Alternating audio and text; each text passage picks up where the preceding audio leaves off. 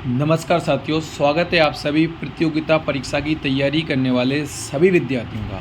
साथियों, आप सभी इस समय सीईटी 12th लेवल की जो तैयारी कर रहे हैं, इसी के सिलेबस अनुसार आपको ज्योग्राफी में एक पहला टॉपिक दिया गया है, राजस्थान का भौतिक स्वरूप। इस टॉपिक से संबंधित आपको 20 वस्तुनिष्ठ मोस्ट इम्पोर्टेंट जो आपकी परीक्षा में आने की पूरी संभावना रखते हैं, वो 20 सवाल आपको यहाँ बताने वाले हैं। आप सभी साथी प्लीज़ पूरी वीडियो को देखिए, हर एक सवाल के लिए देखिए, क्योंकि ये सवाल आपकी परीक्षा में आ सकते हैं। तो चलिए, पहला सवाल आप देख पा रहे होंगे, आपके सामने ये दिखाई दे रहा है। क्या है पहला सवाल कि राजस्थान को प्रमुखतः कितने भौतिक प्रदेशों में विभाजित किया गया है?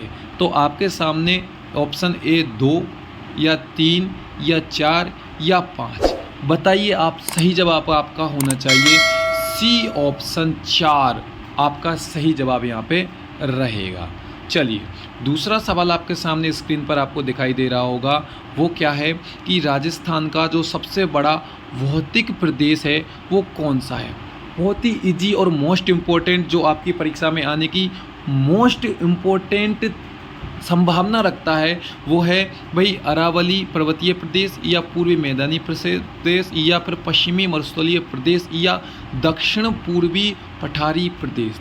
तो इस सवाल का जो आपका सही जवाब आपको लगाना है वो सी ऑप्शन पश्चिमी मरुस्थलीय प्रदेश आपको लगाना है। चलिए, अगला तीसरा सवाल आपका क्या रहेगा वो आप यहाँ पे देख पा रहे होंगे।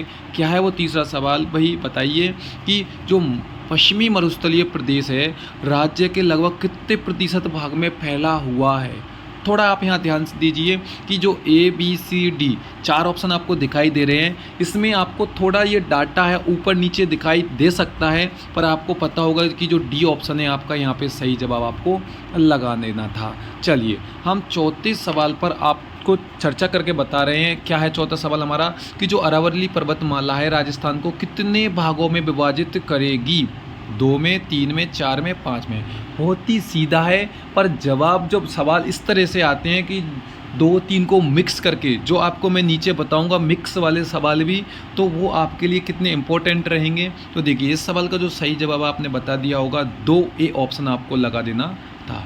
चलिए हम देख रहे हैं 5वें सवाल को। 5वां सवाल है आपके सामने। क्या है कि जो राजस्थान का सर्वोच्च शिखर है वो कौन सा है? भाई बताइए, ये अचलगढ़ है, शेर है, गुरु शिखर है या तारगढ़ है? तो इस सवाल का भी आपने सही जवाब गुरु शिखर लगा दिया होगा। चलिए हम देखेंगे छठे सवाल को।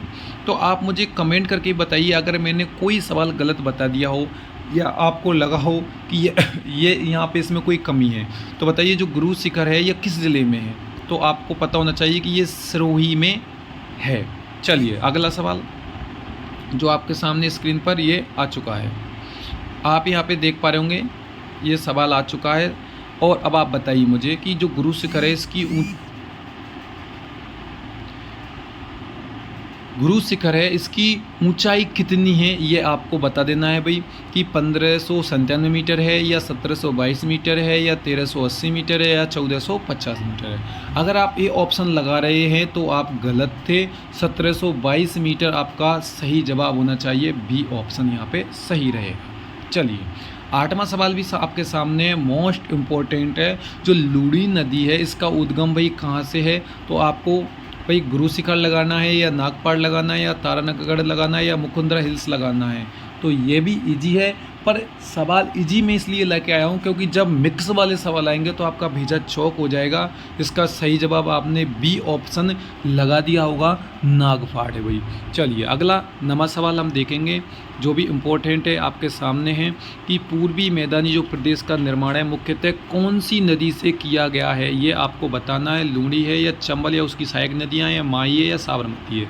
तो बिल्कुल सीधा सा जवाब आपका बी ऑप्शन आपको लगा देना है। चलिए, 10वां सवाल आपके सामने है, आप देख पा रहे होंगे कि जो दक्षिणी पूर्वी पठारी प्रदेश है इसे किस नाम से जाना जाता है? मेवाड़ पठार, हाड़ौती का पठार, शेखावाटी या मारवाड़?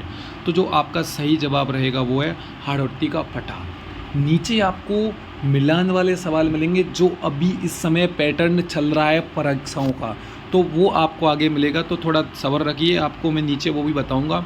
चलिए देखते हैं यहाँ पे अपन भाई राजस्थान का सबसे अधिक मरुस्थलीय भाग किस दिशा में है, तो ये तो सीधा ही है, पश्चिम आपको यहाँ पे लगा देना है। चलिए 11वें सवाल को हम देखेंगे। 11वां सवाल आपके सामने क्या कह रहा है भाई कि जो अरावली पर्वतमाला है राजस्थान में, इसकी लंबाई कितनी है।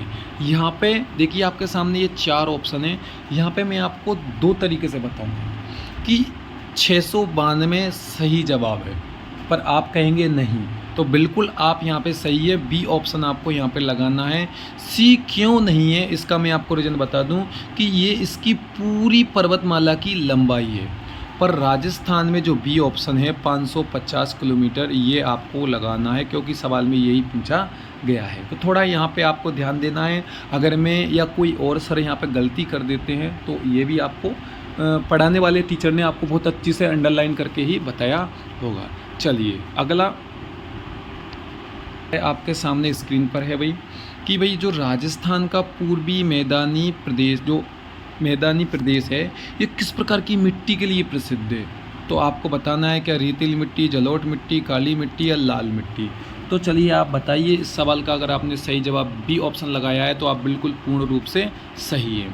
चलिए हम बात करेंगे अब अगले और सवाल की, जो 14वां आपके सामने स्क्रीन पर है कि जो मरुस्थलीय प्रदेश है भाई पश्चिम में, किस प्रकार की बालू के टीले पाए जाते हैं। तो ये तो सिंपल है भाई, बालू के टीले किस प्रकार के भाई, तो बालू के धोरे होते हैं, जो आपको यहाँ पे बी ऑप्शन लगाना है। चलिए 15वें सवाल पे मैं बात करूँगा कि जो चंबल नदी है, ये जो विहड़ स्थलाकृति है इसकी है, इसको क्या कहा जाता है। तो 15वें सवाल थोड़ा देखिए अटपटा है, इम्पोर्टेंट है, थोड़ा ध्यान रखिएगा। तो इसमें आपको क्या लगाना था, वही क्या धोरे लगाना है या वेटलैंड लगाना है या गिरवा या खादर। तो आपने अगर बी ऑप्शन लगाया है तो आप बिल्कुल यहाँ पे सही हैं। चलिए 16 में से अब देखिए यहाँ से मिलान वाले सवाल आ गए हैं, जो मोस्ट इम्पॉर्टेंट हैं और आपके लिए बेहद महत्वपूर्ण रहेंगे। तो आप थोड़ा ध्यान से देखिएगा और अपने दोस्तों तक शेयर कीजिएगा, क्योंकि ये छोटी छोटी चीज़ें और परीक्षाओं में पास होने के लिए इन MCQ को देखना बेहद इम्पोर्टेंट रहता है। तो देखिए चलिए आपको यहाँ पे इनका मिलान करना है। मिलान किस तरीके से करना है कि कौन सा शिखर किस ज़िले में है। तो देखिए आपको यहाँ पे क्या मैं बताते जाऊँगा आपको सीधा सीधा ही। गुरु शिखर सिरोही में है, तारागढ़ अजमेर में है, बिल्कुल सज्जनगढ़ उदयपुर में है और शेर कुंभलगढ़ क्षेत्र में है। तो ये ऑप्शन आपको लगा देना है, थोड़ा इनको याद कर लेना है। ये उल्टे सुल्टे भी आ सकते हैं, यानी इधर उधर भी ये आ सकते हैं। 17वां सवाल आपके सामने ये रहा, इनको भी हमें मिलान करना है भाई। इनको भी किस तरीके से मिलान करना है आप चलिए देखिए, मैं आपको बताऊँगा अभी। यहाँ पर देखिए जो पश्चिमी मरुस्थल है यहाँ पे 41.5 दे रखा है। यहाँ ये किसी और तरीके से डाटा दिया गया है, तो आप इसको मान लीजिए। वैसे ये 60% लगभग है अपने राजस्थान का, और ये किस तरीके से दिया गया है आप इसके बारे में कमेंट करके बताइए, क्योंकि ये डाटा दिया गया है इस बालू का स्तूपों के हिसाब से। तो आपने बहुत अच्छे से पढ़ाई की है तो आप पूरी तरीके से समझ गए होंगे, बताइएगा। जो अरावली है ये प्राचीनतम पर्वतमाला है, ये बिल्कुल सही है। पूर्वी मैदान जलोढ़ मिट्टी है, बिल्कुल ये सही है। हाड़ौती है जो दक्षिण पूर्वी पठार है, बिल्कुल सही है। आपको ए ऑप्शन यहाँ पे लगा देना है, इनको रट लेना है, क्योंकि ये टेढ़े मेढ़े भी आ सकते हैं, जैसा कि आपको मैंने पहले भी बता दिया है। चलिए अब देखिए ये 18वां सवाल आपके सामने स्क्रीन पर है, आपको इसको भी मिलान करना है। चलिए जो लूड़ी नदी है ये नागपठार से निकलती है, चंबल बीहड़ से संबंधित है, गुरु शिखर सिरोही में संबंधित है, हाड़ौती कोटा से संबंधित है। तो आपको संबंध बताते हुए ये ऑप्शन लगा देना था। अब इसको आप थोड़ा ध्यान रखिएगा। जो रेतीले धोरे हैं ये पश्चिमी राजस्थान से संबंधित है, जलोढ़ है जो पूर्वी मैदान से संबंधित है, काली मिट्टी हाड़ौती से संबंधित है, अरावली माला जो प्राचीनतम पर्वतमाला है। अगले पार्ट में आपको लिए मैं और भी क्रिटिकल, मोस्ट इम्पोर्टेंट और जो आपके लिए बहुत ही रोचक रहेंगे वो पार्ट बनाऊंगा। तो आप मेरे से जुड़िएगा, चैनल को सब्सक्राइब कर लीजिए, अपने दोस्तों तक क्लास को शेयर कीजिएगा, बहुत ही महत्वपूर्ण रहेगी। और अब हमारा इस क्लास का अंतिम सवाल ये रहा कि जो गुरु शिखर है ये सर्वोच्च शिखर है बिल्कुल राजस्थान का। लूड़ी नदी है ये पश्चिम में बहने वाली नदी है, बिल्कुल है। चंबल बीड़ा से संबंधित है, और जो अरावली है ये राजस्थान को विभाजित करने वाली है, बिल्कुल प्राकृतिक रूप से है। तो चलिए ये ऑप्शन आपको यहाँ लगा देना है। ये थे 20 सवाल, मोस्ट इम्पॉर्टेंट हैं। अगर आपको कोई डाउट है, कुछ कहना है, कमेंट करके ज़रूर कहिएगा। इस क्लास को शेयर कीजिएगा और दूसरे पार्ट के लिए इंतज़ार कीजिएगा, बहुत ही महत्वपूर्ण बनाऊंगा मैं आपके लिए।